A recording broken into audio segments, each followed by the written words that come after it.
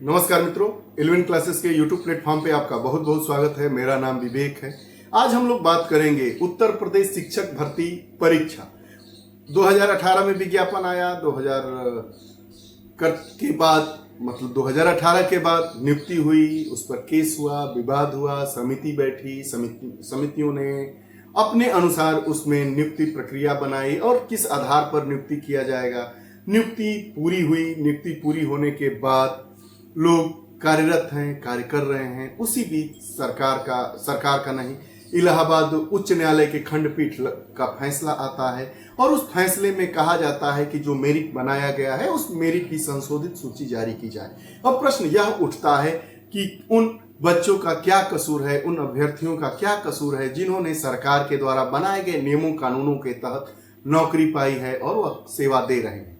बहरहाल इस पर भी बात करेंगे, यह मामला क्या है। लेकिन उसके पहले हम मामले की जड़ों को टटोलते हुए इस पूरे प्रकरण पर एक बार अपनी दृष्टि को रखेंगे, अपनी राय को रखेंगे और यह भरपूर जानने का प्रयास करेंगे कि यह पूरा प्रकरण क्या है।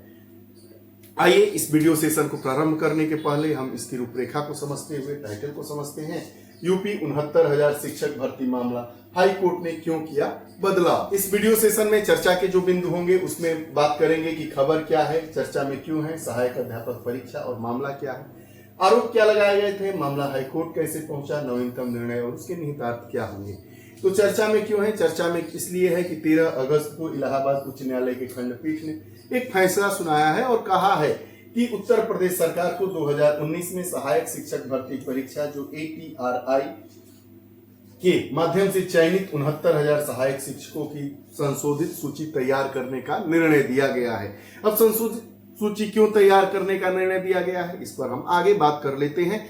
कुछ ग्रुप के अभ्यर्थियों के द्वारा यह आरोप लगाया गया था कि जो यह सूची जारी की गई है उसमें जो UR वर्ग है, OBC वर्ग है, SC वर्ग है और ST वर्ग है उसमें आरक्षण में जो सीटों का बंटवारा है उस बंटवारे में कहीं न कहीं से कुछ कमी की गई है या हेरफेर किया गया है और यह मामला हाईकोर्ट पहुंचता है और हाईकोर्ट ने पुनः इस भर्ती के लिए संशोधित सूची जारी करने को 3 महीने का समय देती है सरकार को। इसलिए यह पूरा मामला चर्चा में आ जाता है। संशोधित सूची तैयार करने का निर्देश दिया गया है और आरोप लगाया गया था कि आरक्षित श्रेणियों के लोगों के द्वारा कि जो कानून के अनुसार जो सीटें थी उसमें सही तरीके से अनुपातिक रूप से आरक्षण की दृष्टि से इसका बंटवारा नहीं किया गया था। सहायक अध्यापक परीक्षा की शुरू से बात करते हैं। आइए, सहायक अध्यापक परीक्षा 5 दिसंबर 2018 को बेसिक शिक्षा विभाग में सहायक शिक्षकों की भर्ती के लिए विज्ञापन निकलता है। 5 दिसंबर 2018 को ATRI मतलब जो सहायक भर्ती परीक्षा होती है उसके लिए 5 जनवरी 2019 को इसका आयोजन किया जाता है। अध्यापकों की भर्ती के लिए परीक्षा का आयोजन सामान्य भाषा में समझेंगे 5 जनवरी 2019 को किया जाता है। आवेदन 4,31,000 उम्मीदवार करते हैं और 4,10,000 इसमें उम्मीदवार भाग लेते हैं, परीक्षा देते हैं। 12 मई 2020 को लगभग डेढ़ साल बाद इसका परिणाम घोषित होता है। परिणाम घोषित होते हैं और उसमें 1,46,000 छात्र क्वालिफाई होते हैं। अनारक्षित या सामान्य श्रेणी के उम्मीदवारों के लिए कट ऑफ 67.11% तय किया जाता है। अन्य पिछड़ा वर्ग के लिए 66.73% और अनुसूचित जाति के लिए 61.01% निर्धारित किया जाता है। कट ऑफ मतलब इस कट ऑफ के ऊपर, मतलब मानिए कि यह परीक्षा 100 नंबर की हुई थी तो जो UR का कैंडिडेट 67.11 अंक पाया है उसके ऊपर जितने अंक पाने वाले इस कैटेगरी के उम्मीदवार हैं उनको नियुक्ति मिलेगी। वैसे ही अन्य पिछड़ा वर्ग के लिए 66.73% और SC के लिए 61.01% यह निर्धारित किया गया था। अब आइए आगे बात को बढ़ाते हैं। खत्म नहीं होती है। 1 जून 2020 की बात कर रहे हैं तो 1 जून 2020 में बेसिक शिक्षा परिषद इलाहाबाद के सचिव ने भर्ती की। चूंकि अब भर्ती 69,000 की थी और पास 1.5 लाख के करीब अभ्यर्थी हो गए थे जो मानक थे, उस मानक के तहत तो 1 जून 2020 को बेसिक शिक्षा परिषद इलाहाबाद के सचिव ने भर्ती प्रक्रिया की पूरी रूपरेखा को तैयार किया और चयनित अभ्यर्थियों की 2 सूचियां जारी की। दो सूची जारी कर दी। एक सूची में 31,277 अभ्यर्थियों को शामिल किया गया और एक सूची में 36,590 अभ्यर्थियों को शामिल किया गया। एक सूची जो जारी की गई 11 अक्टूबर 2020 को जारी की गई, जिसमें 31,277 अभ्यर्थी शामिल थे, और जो दूसरी सूची जारी की गई 30 अक्टूबर 2020 को, उसमें 36,590 अभ्यर्थियों की सूची बनाई गई थी।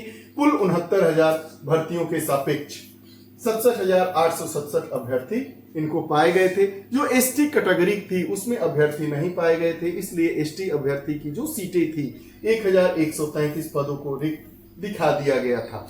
अर्थात अब 69,000 पदों पर नहीं, अब मात्र 67,867 अभ्यर्थी ही नियुक्ति के पात्र इसमें बताए गए थे। अब क्या आरोप थे, आरोप पर भी बात कर लेते हैं। दोनों सूचियां थी वो अभ्यर्थियों के श्रेणीवार अंकों की घोषणा किए बिना चयन सूची को प्रकाशित कर दिया गया था कि किस अभ्यर्थियों के श्रेणीवार, मतलब ओबीसी वर्ग, यूआर वर्ग, एससी वर्ग, एसटी वर्ग को तो हटा ही देते हैं, अंकों की घोषणा किए बिना इस चयन सूची को घोषित किया गया था। आरोप यह भी लगाया जा रहा था कि जो अनारक्षित श्रेणी के उम्मीदवार कुल चयनित उम्मीदवार में से 50% से अधिक है। ओबीसी उम्मीदवारों को अनिवार्य 27% की बजाय 3.8% प्रतिनिधित्व दिया गया है। ऐसा बताया जा रहा था कि जो यह सूची जारी की गई है उसमें ओबीसी के लिए 27% आरक्षण की व्यवस्था है, लेकिन वह उस भर्ती में जितनी सीटें हैं उसमें 27% नहीं, उस 27% के रिस्पेक्ट में 3.86% ही इस ओबीसी वर्ग को दिया गया है। वहीं एससी उम्मीदवारों का भी कुछ ऐसा ही आरोप था और आरोप लगाया गया था कि जो एससी उम्मीदवार हैं उनको 21% आरक्षण मिलता है, लेकिन इन भर्ती प्रक्रिया में 69,000 सीटों में 21% नहीं देकर उनको मात्र 16.2% पदों पर प्रतिनिधित्व प्रदान किया गया है। जो मेधावी आरक्षित उम्मीदवार हैं, मतलब आरक्षित श्रेणियों में से वे उम्मीदवार जो अनारक्षित श्रेणी के लिए कट ऑफ में शामिल हो गए हैं, को सामान्य श्रेणी के बजाय आरक्षित श्रेणी में रखा गया था और जो आरक्षण अधिनियम 1994 की धारा 3(6) के विरुद्ध है। ऐसा बताया गया था कि जो भाई आरक्षण ओबीसी 27%, एससी 21% आरक्षण था, लेकिन आरक्षण के अनुसार सीटें नहीं दी गई और साथ ही साथ यह भी आरोप लगाया गया था कि जो अनरिजर्व श्रेणी होती है, अनारक्षित श्रेणी होती है, उसमें ऐसे छात्रों को भी, मेधावी छात्रों को भी शामिल कर लिया जाता है जो चाहे एससी वर्ग के हो, चाहे एसटी वर्ग के हो, चाहे ओबीसी वर्ग के हो। उनका कट ऑफ अगर 67 जो कट ऑफ अनारक्षित वर्ग का था, अगर उसमें शामिल हो जाते हैं तो उनको उस वर्ग में शामिल कर लिया जाता था, लेकिन इस पूरे भर्ती प्रक्रिया में ऐसा नहीं किया गया था और जो यह आरक्षण अधिनियम 1994 की धारा 3(6) के विरुद्ध है। मामला कैसे पहुंचा हाई कोर्ट? 2021 की बात करते हैं। 2021 में उत्तर प्रदेश के मुख्यमंत्री ने जो प्रदर्शनकारी छात्र थे उनके एक ग्रुप को एक प्रतिनिधि मंडल से मुलाकात की और बेसिक शिक्षा विभाग के अधिकारियों को यह निर्देशित किया कि इस पर त्वरित और निष्पक्ष समाधान खोजने का निर्देश दिया गया, लेकिन दायर याचिकाओं पर है, लेकिन किसी प्रकार से यह मामला सुलझ नहीं पाया और दायर याचिकाओं पर हाईकोर्ट में सुनवाई हुई। हाईकोर्ट में सुनवाई के दौरान राज्य सरकार ने कई हलफनामे दाखिल किए, बाद में प्रेस बयान जारी कर माना कि हलफनामा मतलब हमने ये काम किया है, ये हमारी स्थितियां है, इसको वैधानिक माना जाए, या सरकार होशो हवास में दे रही है। बाद में सरकार ने यह प्रेस बयान जारी करके कहा कि हाँ सही बात है, जो आरक्षण अधिनियम 1994 है उसका ठीक से पालन नहीं किया जा सका है, यह हमारी गलती है, हमारी खामी है, यह हम नहीं, यह सरकार बता रही है। 5 जनवरी 2022 को नई चयन सूची जारी की गई और आरक्षित वर्ग के उम्मीदवारों में से 6800 को और नियुक्तियां प्रदान की गई, लेकिन उनको नियुक्ति नहीं मिल पाई। लेकिन फिर भी बात नहीं बनती है और मामला 13 मार्च 2023 को आता है। 13 मार्च 2023 को मामला हाईकोर्ट की एकल पीठ ने आदेश दिया है कि जिसमें चयनित उम्मीदवारों की पिछली सूचियों को रद्द कर दिया है। यह मामला 13 हाईकोर्ट की सिंगल बेंच में जाता है और सिंगल बेंच ने फैसला सुनाता है कि जो पिछली सूची है उसको रद्द कर दिया जाए। 13 मार्च के आदेश को चुनौती दी जाती है। मामला 17 अप्रैल 2023 को फिर से इलाहाबाद हाईकोर्ट में जाता है और आगे आइए इसकी बात को जानते हैं। जो हाईकोर्ट के एकल खंडपीठ का निर्णय था, उस खंडपीठ के मामले के खिलाफ 17 अप्रैल 2023 को फिर मामला इलाहाबाद हाईकोर्ट में पहुंचता है और आइए जानते हैं कि नवीनतम निर्णय क्या आता है, उसके निहितार्थ क्या निकलकर सामने आते हैं। खंडपीठ में 2 जजों की बेंच ने मामला सुनाया है। आप जानते हैं कि अगर एक जज की बेंच के फैसले के विरुद्ध में कोई फैसला याचिका दायर की जाती है तो उसमें एक जज से ज्यादा 2 जजों की बेंच यह फैसला सुनाती है।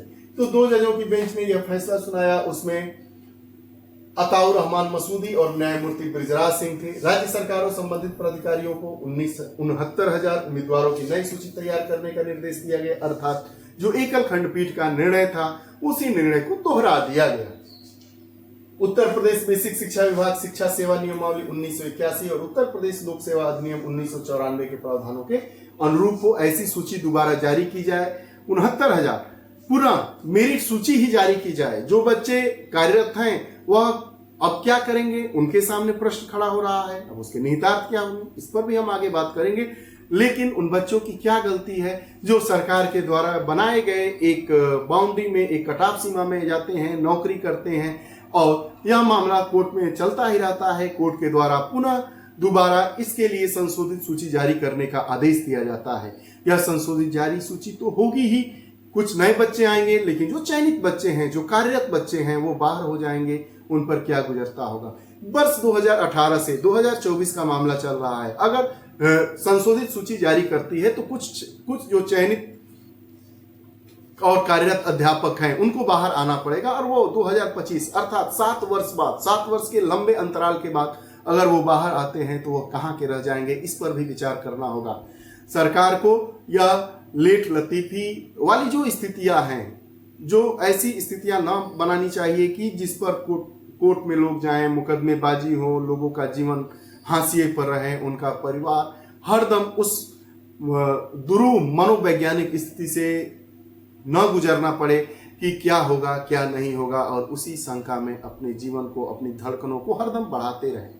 बहरहाल आइए इस पर आगे बात करते हैं। वही खंडपीठ ने, या जो हाईकोर्ट की खंडपीठ ने यह मामला सुना दिया कि जो 69,000 उम्मीदवार हैं उनकी नई सूची तैयार करिए, और यह जो नई सूची है वह उत्तर प्रदेश बेसिक शिक्षा सेवा नियमावली 1981 और उत्तर प्रदेश लोक सेवा अधिनियम 1994 के प्रावधानों के अनुरूप होना चाहिए। 3 महीने के भीतर यह प्रक्रिया पूरी करने का निर्देश दिया गया है। अब इसके निहितार्थ क्या है? निहितार्थ क्या है कि जो पिछली सूचियों को रद्द, भर्ती परीक्षा नए सिरे से की जाएगी।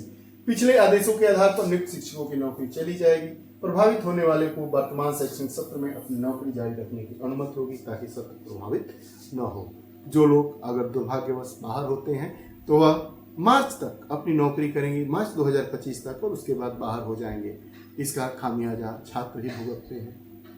सरकार को सोचना चाहिए, कोर्ट को भी अपने फैसले पर स्वतः संज्ञान लेते हुए पुनः विचार करना चाहिए और सरकार को इस प्रकार का आदेश देना चाहिए कि जिन वर्ग को इसमें नुकसान पहुंचा है उनके लिए सीटें तो खाली ही हैं, अलग से विज्ञप्ति निकालकर या उस विज्ञप्ति में सीटों की संख्या को बढ़ाकर उनको शामिल किया जाए, ताकि जो बच्चे आरक्षण का लाभ नहीं ले पाए हैं उनको आरक्षण का भी लाभ मिल सके, और जो बच्चे सरकार के नियमों कानूनों के अंतर्गत, चाहे वो किसी भी वर्ग के हो, नौकरी कर रहे हैं, कार्यरत हैं, उनको नौकरी से न हटना पड़े। आगे की स्थितियां क्या होगी यह तो भविष्य के गर्भ में छुपा है, लेकिन यह जो फैसला है वह कई लोगों को खुशी और कई लोगों को दुख प्रदान करता है। अगर आपकी भी इस विषय पर कोई राय है तो कमेंट बॉक्स में अपनी राय जरूर दीजिएगा। पुनः ऐसे ही वीडियोस के साथ हम उपस्थित होते रहते हैं। बहुत बहुत धन्यवाद। नमस्कार।